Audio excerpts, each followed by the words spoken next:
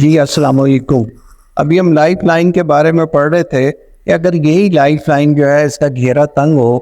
اور یہ چین ہو، یعنی چھوٹے چھوٹے جزیرے جو ہے وہ اس کے اندر بنے ہوئے ہوں، تو اس کے کیا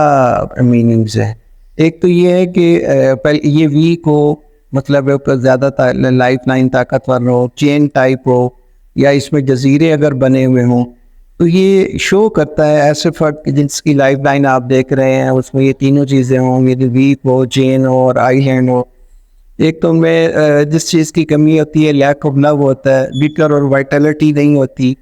وارم ہارٹڈ نہیں ہوتے، ڈپریس پرسنالٹیز ہوتے ہیں، بہت جلدی تھک جانے والے لوگ ہوتے ہیں، ڈیڈیکیٹڈ نہیں ہوتے، کمٹمنٹ پوری کرنے والے لوگ نہیں ہوتے، اور کسی بھی پروجیکٹ پہ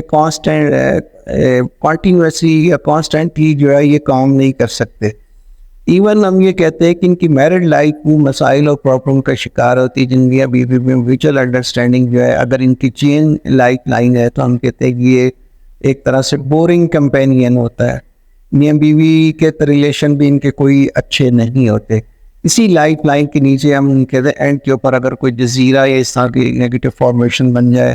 جو عمر کے آخری حصے میں ہم کہتے ہیں کسی سیریس ڈیزیز یا ہیلتھ ہیزرڈ کا شکار ہو سکتے ہیں، یہ اس بات کی نشاندہی کرتی ہے۔ اللہ عالم بالصواب۔ اپنا خیال رکھیے گا، انشاءاللہ نیکسٹ ویڈیو میں پھر آپ سے ملاقات ہوگی۔